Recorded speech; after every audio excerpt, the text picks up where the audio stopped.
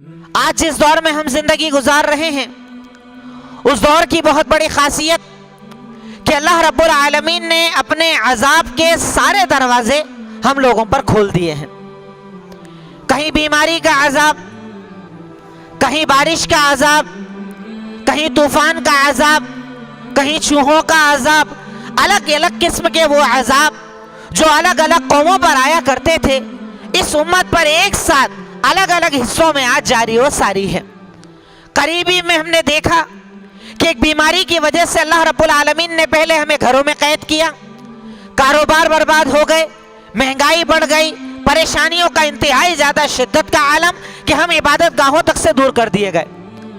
اس کے بعد اللہ رب العالمین نے طوفان کا عذاب بھیجا۔ الگ الگ ساحلی علاقہ پر جب یہ طوفان آئے تو طوفان نے سیلاب کی شکل دی اور گھر برباد ہو گئے۔ قریبی میں ہم نے 2-4 دنوں میں دیکھا بارش کا عذاب،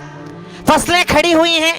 فصلوں کے کٹنے کا وقت ہے، کئی علاقوں میں الگ الگ فصلیں اس وقت اس تیاری پر ہے کہ گرمی آ جائے تو فصلیں اچھی ہو جائیں۔ اس دور میں اللہ رب العالمین نے بارش کو نازل کر دیا، کئی علاقوں کی پوری فصلیں خراب ہو گئی، برباد ہو گئی۔ یہ سب چیزیں اللہ رب العالمین کا عذاب ہے، وہ عذاب کے جس کے بارے میں اللہ رب العالمین قرآن کریم میں ارشاد فرماتا ہے اولا یرون انہم یفتنون فی کل عام مرتان و مرتین ثم لا یتوبون ولا هم یذکرون۔ کیا یہ لوگ نہیں دیکھتے کہ اللہ رب العالمین انہیں سال میں 1 یا 2 مرتبہ عذاب دیتا ہے اور یہ فتنے یہ عذاب اس لیے آتے ہیں کہ تم اللہ کی طرف لوٹو، یذکرون، تاکہ تم اللہ تعالیٰ کو یاد کرو، توبہ کرو، استغفار کرو۔ رب العالمین اس لیے ان عذابوں کو نازل کرتا ہے۔ اگر میں عذابوں کی بات کروں، اگر میں قیامت کی نشانیوں کی بات کروں، اگر آج موجودہ حالات کی بات کروں تو کون سا اللہ تعالیٰ کا عذاب ہمارے اوپر نہیں ہے؟ ایک اللہ تعالیٰ کا بہت بڑا عذاب اس شکل میں کہ آج علماء کا انتقال ہو رہا ہے، ایک کے بعد ایک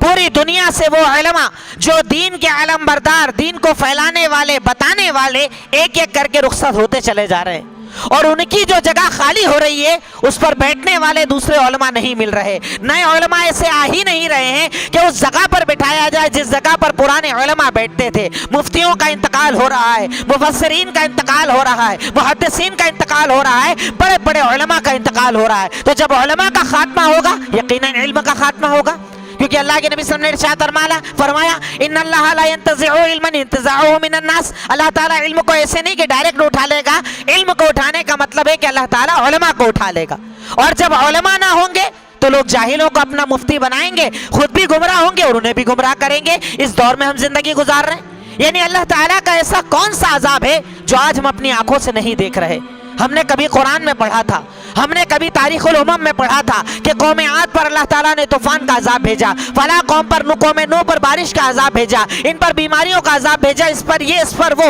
الگ الگ عذابوں کو ہم نے سنا تھا۔ میں کہتا ہوں کہ اگر اللہ کے نبی صلی اللہ علیہ وسلم کی وہ دعا نہ ہوتی کہ اللہ تعالیٰ میری پوری امت کو ایک ساتھ ہلاک مت کرنا، تو یہ عذاب ہم سب کو ہلاک کر دیتے۔ یہ میرے اور آپ کے نبی کی دعا ہے کہ اللہ تعالیٰ ہماری حفاظت کر رہا ہے۔ اتنی بے عملی کے بعد، دین سے دوری کے بعد، قرآن اور نماز سے دوری کے بعد، اللہ کے نبی کی سنتوں سے دوری کے بعد بھی اگر اللہ تعالیٰ ہمیں معاف کر رہا ہے تو یہ اللہ تعالیٰ کا وہ انعام، یہ اللہ کے نبی کی وہ دعا ہے کہ اس امت کو ایک ساتھ ہلاک مت کرنا، اس امت کو ایک ساتھ برباد مت کرنا۔ اس بنیاد پر اللہ رب العالمین ہماری حفاظت کر رہا ہے، ورنہ کبھی سے ہم ختم کر دیے گئے ہوتے۔ لیکن ان عذابوں کے آنے کے بعد جب اللہ رب العالمین کے عذاب کا سلسلہ ہمارے اوپر چل رہا ہے، اللہ تعالی ہم سے ناراض ہے، اللہ رب العالمین کی ناراضگی کو ہم دیکھ رہے ہیں، تو اس دور میں ہمارے اوپر ایک ہی کام لازم ہے، فَفِرُّوا إِلَى اللَّهِ، اللہ کی طرف دوڑو، اللہ کی طرف بھاگو، اللہ کی طرف جلدی کرو، وہ عمل کرو جس سے اللہ رب العالمین راضی ہو جائے، ان اعمال کو چھوڑ دو جن کو اللہ رب العالمین پسند نہیں فرماتا۔ گناہوں سے بچنا، حرام سے بچنا، حرام مال سے بچنا، ایسا کون سا گناہ ہے جو آج اس سماج میں عام نہیں؟ کہیں بے پردگی کا گناہ ہے، کہیں حرام مال کمانے کا گناہ ہے، کہیں سود اور انٹرسٹ کی زندگی ہے، کہیں بیٹیوں کے حصوں کو دبانا ہے، کہیں بہنوں کے حصوں کو دبانا ہے، کہیں ماں باپ کے ساتھ برا سلوک کرنا ہے، کہیں شرک و بدعت میں زندگی گزارنی ہے۔ ہر قسم کا حرام جو اللہ تعالیٰ نے حرام کیا تھا اسے ہم نے حلال مان کر اپنی زندگی بنا لیا ہے۔ حرام کو جب حلال بنایا جائے گا، حرام کو جب زندگی بنایا جائے گا تو یقیناً اللہ رب العالمین کا عذاب آئے گا۔ ورنہ اللہ تعالیٰ تو قرآن میں کہتا ہے وَمَا أَصَابَكُم مِّن مُّصِيبَةٍ فَبِمَا كَسَبَتْ أَيْدِيكُمْ، اگر تمہیں کوئی مصیبت آتی ہے تو وہ تمہارے اعمال کا نتیجہ ہوتی ہے, تمہاری کوتاہیوں کا نتیجہ ہوتی ہے, تمہاری غلطیوں کا نتیجہ ہوتی ہے, ورنہ اللہ تعالیٰ تم پر ظلم نہیں کرتا. اللہ تعالیٰ ظلم کو پسند نہیں کرتا. اللہ رب العالمین ظلم کرنے والا نہیں ہے. دوسری جگہ اللہ تعالیٰ ارشاد فرماتا ہے ما یفعل اللہ بعذابکم ان شکرتم وآمنتم وکان اللہ شاکرا علیما, کہ اللہ تعالیٰ تمہیں عذاب دے کر کیا کرے گا, اللہ تعالیٰ تمہیں عذاب دے کر کیا فائدہ حاصل کرے گا. اللہ تعالیٰ تمہیں عذاب دینا نہیں چاہتا. اگر تم شکر گزار بن جاؤ, اگر تم ایمان والے بن جاؤ تو اللہ تعالیٰ عذاب نازل نہیں کرے گا. It's Al Fajr Educational Foundation presentations.